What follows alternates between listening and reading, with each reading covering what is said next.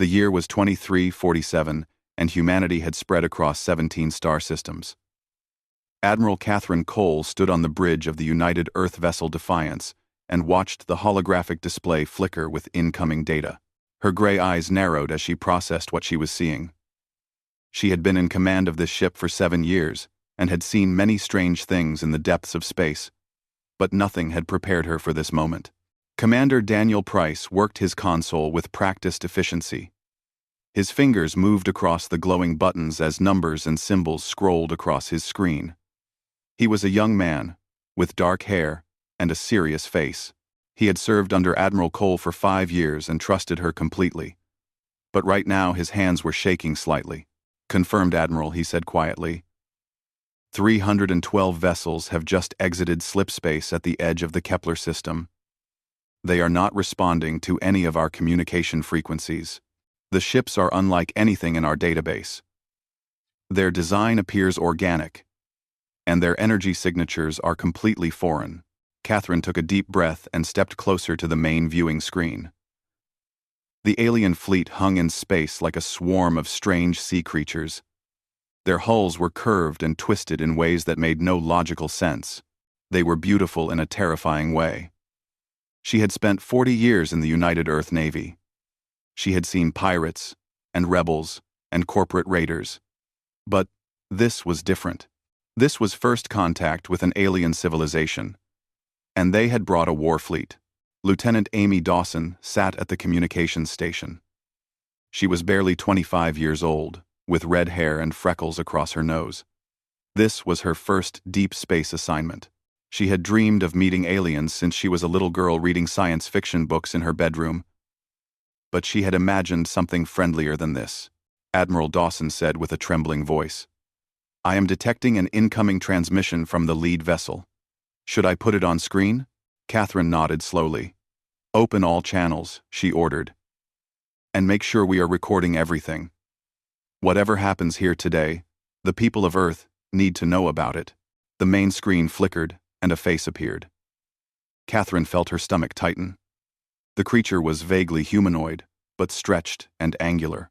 Its skin shifted colors like oil on water, moving through shades of purple and blue and green. Its eyes were completely black with no visible pupils or whites.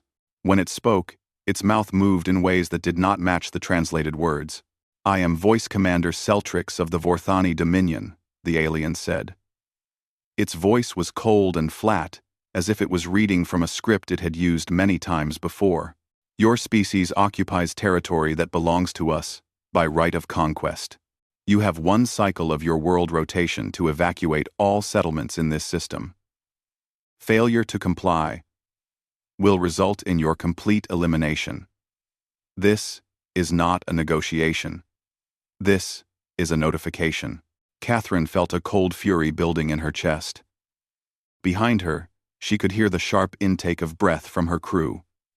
2 billion human beings lived in the Kepler system, families and children and workers who had built their lives among these stars. And this alien was telling them to abandon everything or die. Voice Commander Catherine replied, keeping her voice steady and calm. "The Kepler system has been home to human beings for more than a century. We have built cities and farms and schools here. Our children have been born here. We will not abandon our people based on a threat from an unknown power. I suggest we discuss this matter through proper diplomatic channels." The alien face twisted into something that might have been amusement. Its black eyes seemed to gleam with cruel pleasure. "You misunderstand it," said the Vorthani. "Do not negotiate with lesser species. We have conquered 47 civilizations across this galaxy. Each one believed they were special. Each one believed they could resist. Each one was wrong. You will be 48. Your primitive vessels cannot stand against our weapons. Your soldiers cannot match our warriors. You are nothing but insects waiting to be crushed." Catherine clenched her fists at her sides. She wanted to scream at this creature. She wanted to tell it exactly what she thought of its arrogance.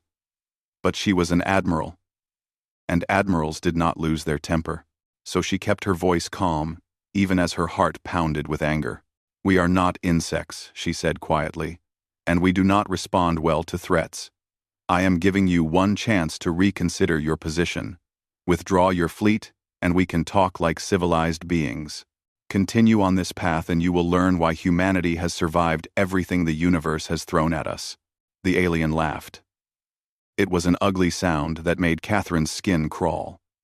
"Brave words. From a dying species," it said. "We will return when your deadline expires. If you have not fled by then, we will destroy everything you have built. Your cities will burn. Your people will die. And your species will be nothing but a footnote in our history. Enjoy your final hours, human." The transmission cut off. The bridge was silent for a long moment. Catherine could feel the fear radiating from her crew. They were good people, loyal and brave and dedicated, but they had never faced anything like this. None of them had. Lieutenant Dawson spoke first. Her voice was small and scared. "Admiral, what do we do?" Catherine turned to face her crew. She looked at each of them in turn. Daniel Price, with his steady hands now trembling on his console. Amy Dawson, with tears forming in her young eyes. Chief Engineer Robert Vance, standing by the door with his weathered face pale and drawn. Navigator Susan Park, frozen at her station, with her fingers hovering over unfinished calculations. "We do what humans have always done," Catherine said firmly. "We fight, we adapt, we survive. Get me a secure line to Earth Command immediately. Begin evacuation protocols for all non-essential personnel. Every civilian ship in this system needs to start moving toward the jump points now. And I want a full tactical analysis of those alien vessels within the hour." She walked to the viewing port and stared out at the distant alien fleet. 312 ships, waiting to destroy everything humanity had built here. They thought humans would run. They thought humans would surrender. They had conquered 47 species and expected the same result. They had no idea what they had just started. "This system has 12 hours to prepare for war," Catherine said quietly. "And when that deadline expires, those aliens are going to learn something that 47 species before us never had the chance to teach them. Humanity does not go quietly into the night." President Marcus Young had been in office for only 18 months when the Vorthani ultimatum reached Earth. He was a tall man, with graying hair and kind eyes that had seen too much in his 60 years of life. He had been a teacher before entering politics. He had spent his career trying to make the world better for the next generation. Now, he sat in the underground command center beneath the Rocky Mountains, surrounded by military advisors and political leaders from every human world, and wondered if there would be a next generation at all. The room was massive and filled with holographic displays showing data from across human space. Representatives from all 17 colony worlds were present, either in person or via secure video link. The faces on those screens showed the same expression of fear and disbelief that Marcus felt in his own heart. This was supposed to be the golden age of humanity. They had conquered disease and poverty and spread across the stars. They were not supposed to face extinction at the hands of hostile aliens. "Give me options," Marcus said, keeping his voice calm despite the storm raging inside him. "I need to know what we are dealing with and what we can do about it." General Patricia Holt stepped forward. She was the commander of all United Earth military forces. A small woman with iron-gray hair and sharp blue eyes that missed nothing. She had fought in 3 colonial conflicts and was considered the finest tactical mind in human history. But even she looked uncertain as she approached the main display. "Sir, we have 340 combat-ready vessels spread across our territory," she began. "If we consolidate our forces, we can field a fleet of approximately 200 ships at Kepler within 72 hours. The remaining vessels will need to protect our other colonies in case this is not their only attack force." Marcus nodded slowly. "And the enemy?" he asked. "Over 300 ships in their initial wave, sir. Our intelligence suggests they have thousands more in reserve, based on Admiral Cole's communication with their commander. They claim to have been conquering species for centuries. Their technology is advanced, but our initial scans show it is not magic. Their weapons are powerful, but they appear to recharge slowly. Their shields are strong, but they have specific frequency vulnerabilities that our scientists are already working to exploit. Secretary of Defense Howard Blake leaned forward in his chair. He was a heavy-set man with a bald head and worried eyes.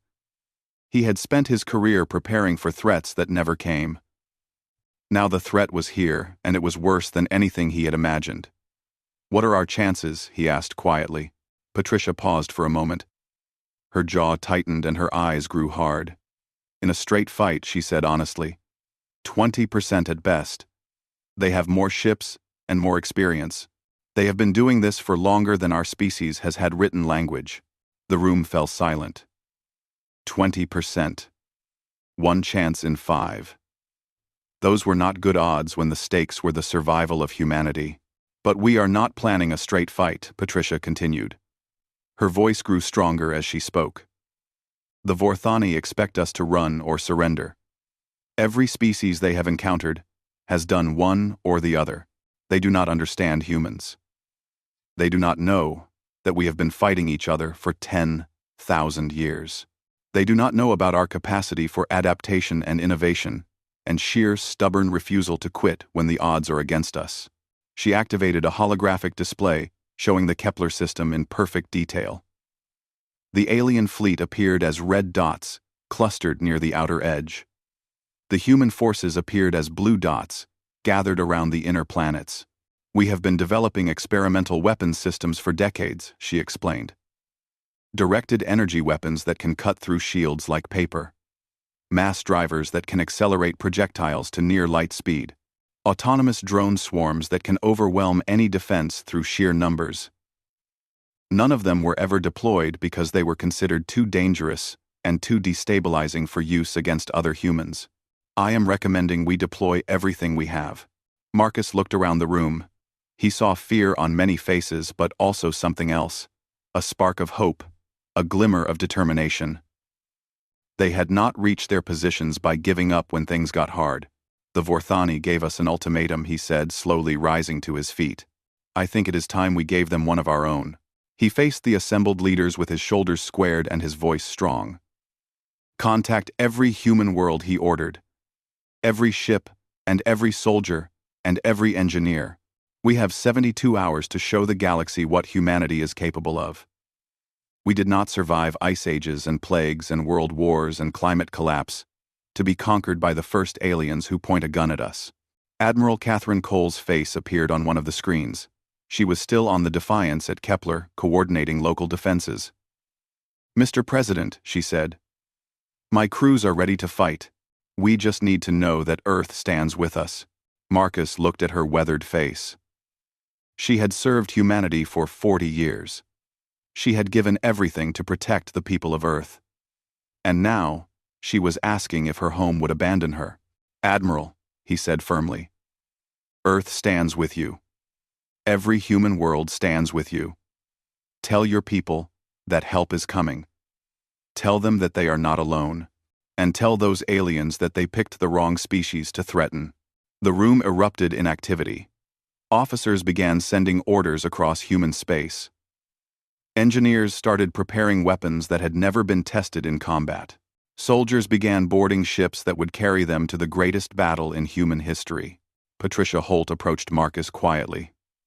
"Sir," she said, "even with everything we have, this will be the hardest fight our species has ever faced. We will lose ships, and we will lose people. Are you prepared for that?" Marcus looked at the display showing the distant alien fleet. 300 ships waiting to destroy humanity. Behind him, 17 worlds full of people who trusted him to keep them safe. "General," he said quietly, "I am prepared to do whatever it takes to ensure that humanity survives. If we lose this fight, there will be no one left to mourn us. So we will not lose. We cannot lose. The alternative is simply not acceptable." He turned back to the room full of leaders and warriors preparing for war. Across human space, the war machine was waking up. Factories were switching to military production. Training camps were activating reserve soldiers. Scientists were finalizing weapons that could turn the tide of battle. Humanity had received an ultimatum. Now they were preparing to deliver their response. Captain Ryan Moore had commanded the destroyer Relentless for 3 years. He was a quiet man, with brown hair and green eyes, that always seemed to be calculating something. He had joined the Navy at 18 because he wanted to see the stars. He had never expected to lead his ship into humanity's first interstellar war. But as his vessel joined the growing fleet at Kepler, he felt something unexpected rising in his chest. Pride. All around him, ships were arriving from across human space. Battleships with massive guns that could crack a moon. Cruisers built for speed and maneuverability. Destroyers like his own, designed for close combat and escort duty. Carriers loaded with fighter craft and bomber squadrons. Ships that had never worked together before were now forming into battle groups. Engineers from a dozen worlds were sharing technology and modifications. Soldiers who had never met were becoming brothers and sisters in arms. His executive officer, Lieutenant Commander Maria Santos, stood beside him on the bridge. She was a small woman, with dark hair pulled back in a tight bun and brown eyes that sparkled with intelligence. She had been his second in command for 2 years, and he trusted her judgment completely. "Final count is in, Captain," she said, reading from her datapad. 217 combat vessels have arrived so far. 47 support ships, including medical frigates and supply haulers. And something else.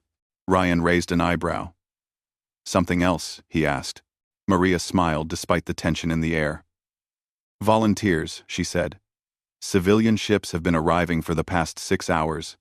Freighters and mining vessels and cargo haulers. Even passenger liners. They are not armed, and they have no military training. But they are here. They want to help." Ryan felt a lump forming in his throat. He had always been proud of humanity, but this was something different. These were ordinary people with ordinary lives who had chosen to fly into a war zone because they could not stand by while others fought for them. "How many?" he asked quietly. "Over 400 so far, and more are arriving every hour.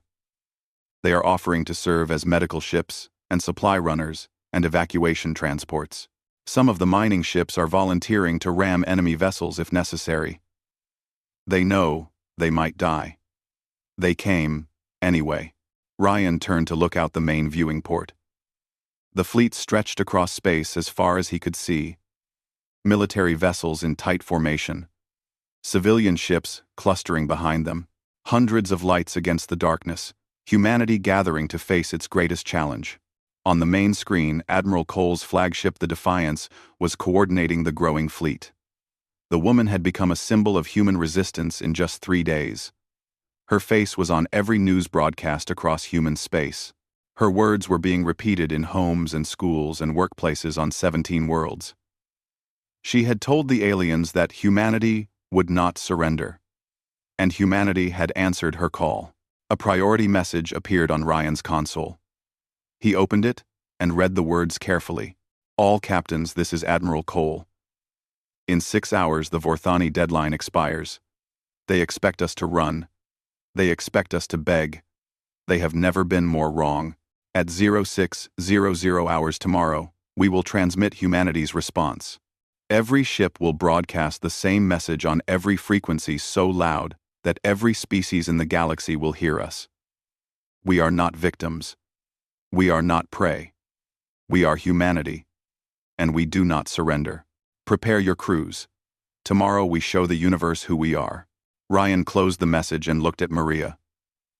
"Get the crew together," he said. "All of them. I want to address them personally."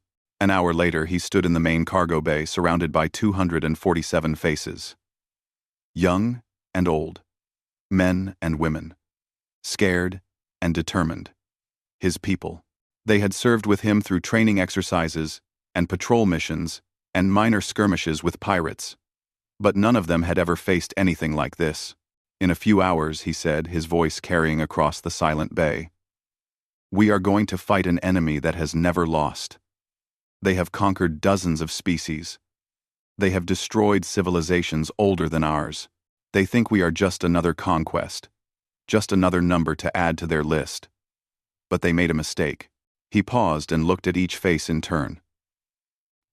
He saw fear in their eyes, but also something stronger. Something that had carried humanity through every crisis in its history. They threatened our homes, he continued. Our families, our children. They told us to run or die. And they gave us time to prepare.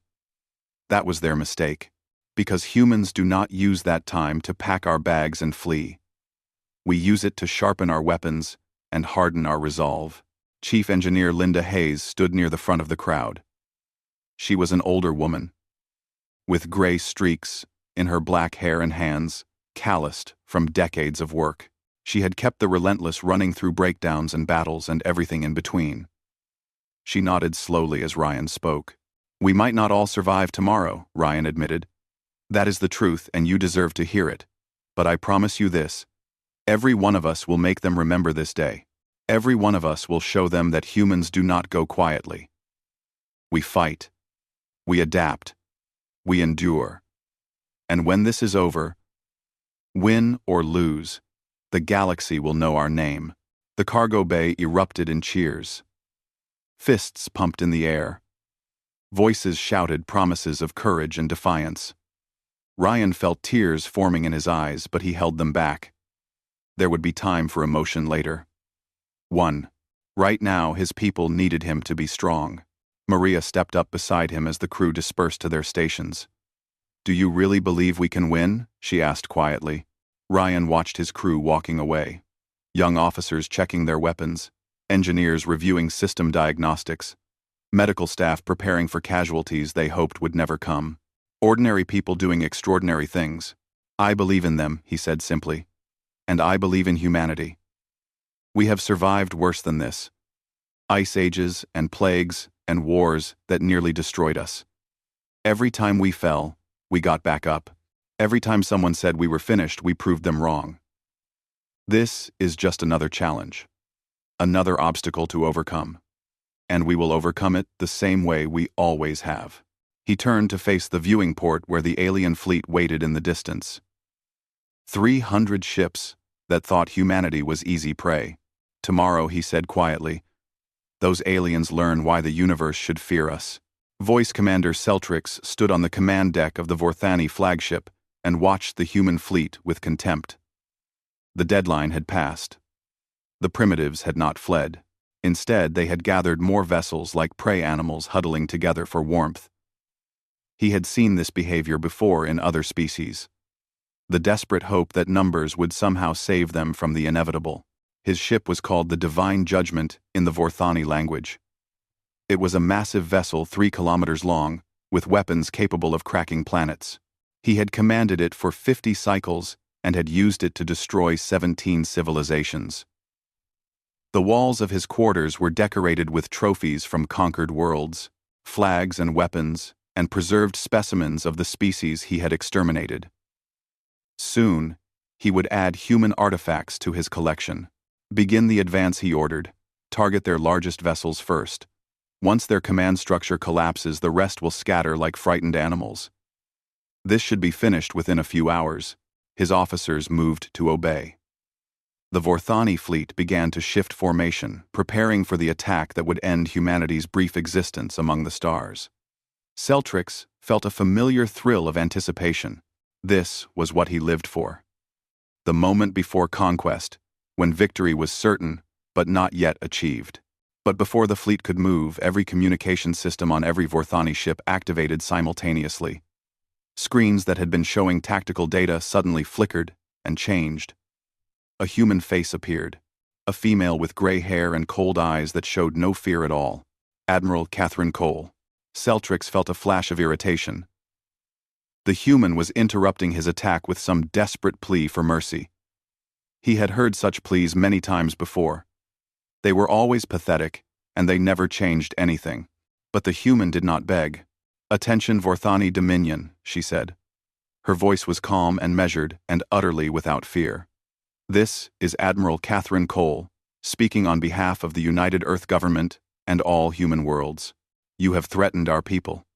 You have demanded our surrender. You have given us an ultimatum.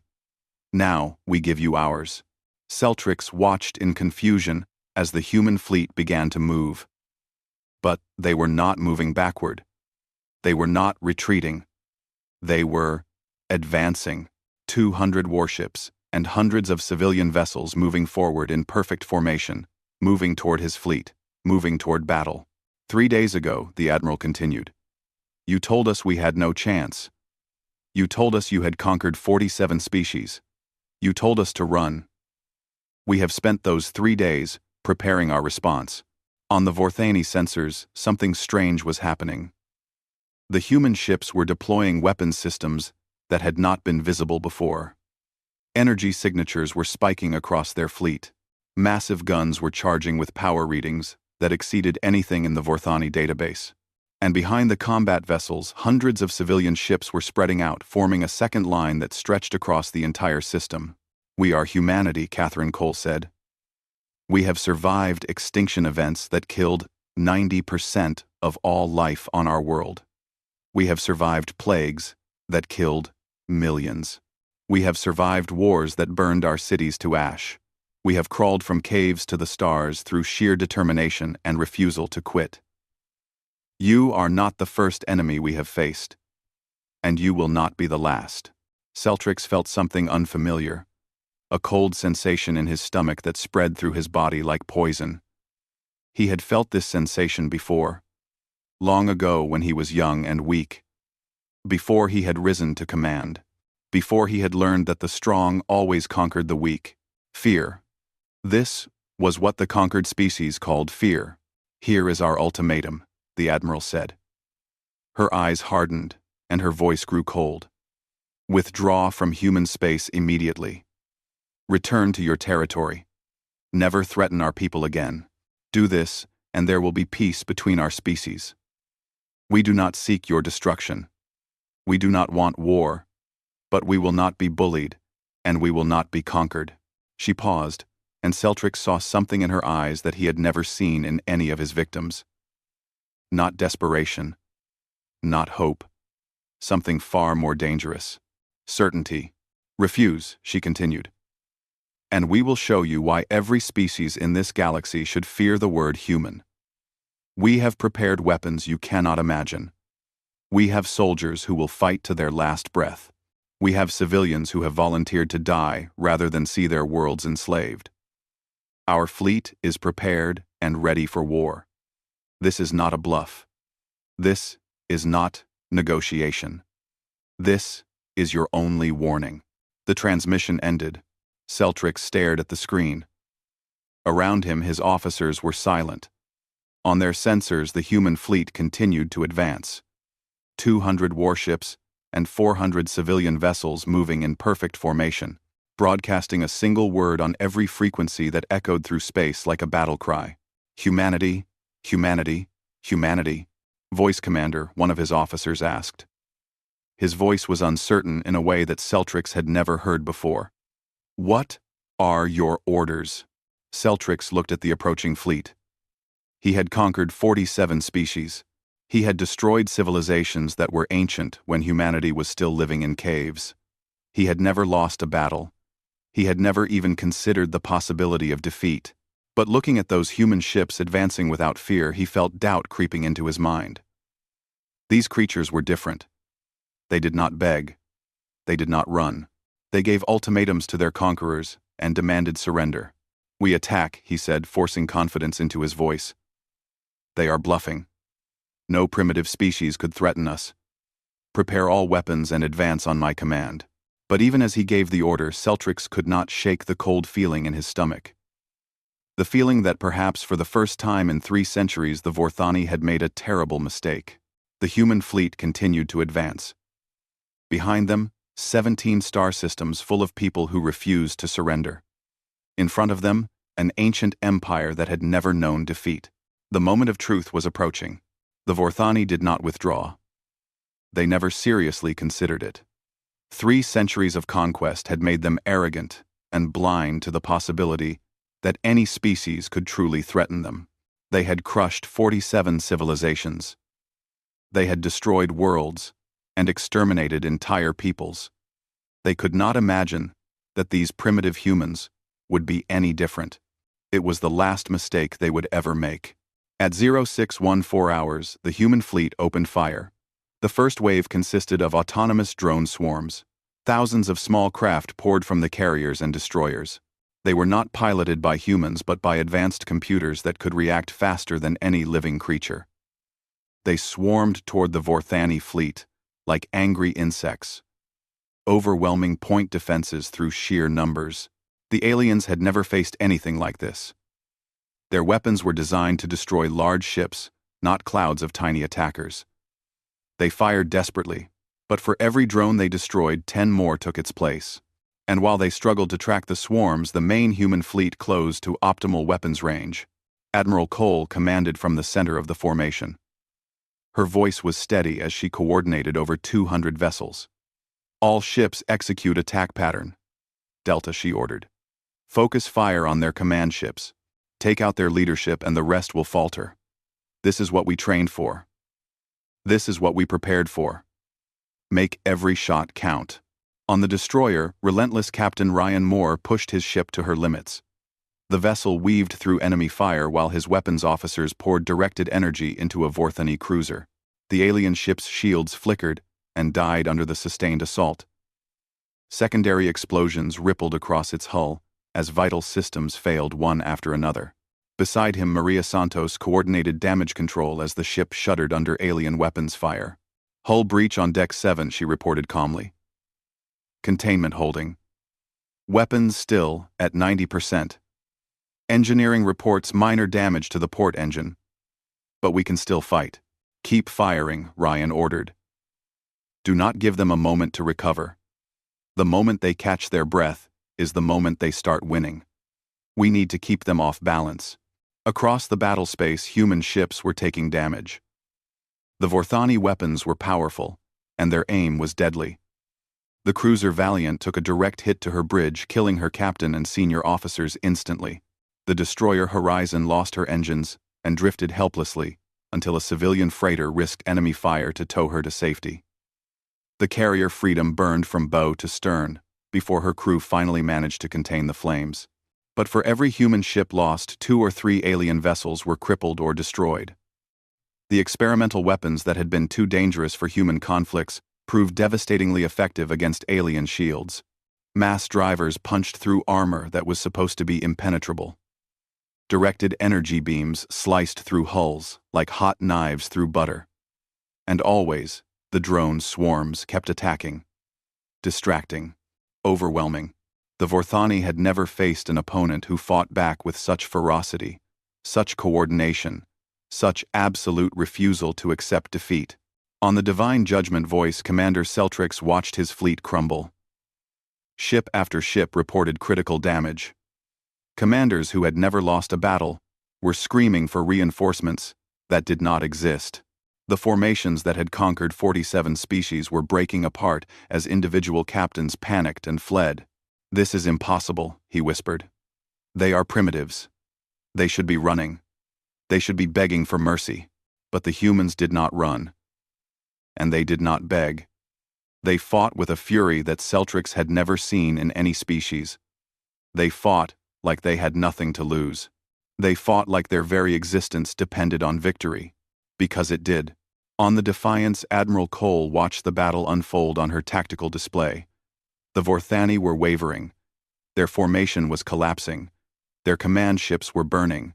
But the battle was not over yet. There was one more thing she needed to do. Signal all civilian ships, she ordered. Execute humanitarian protocol.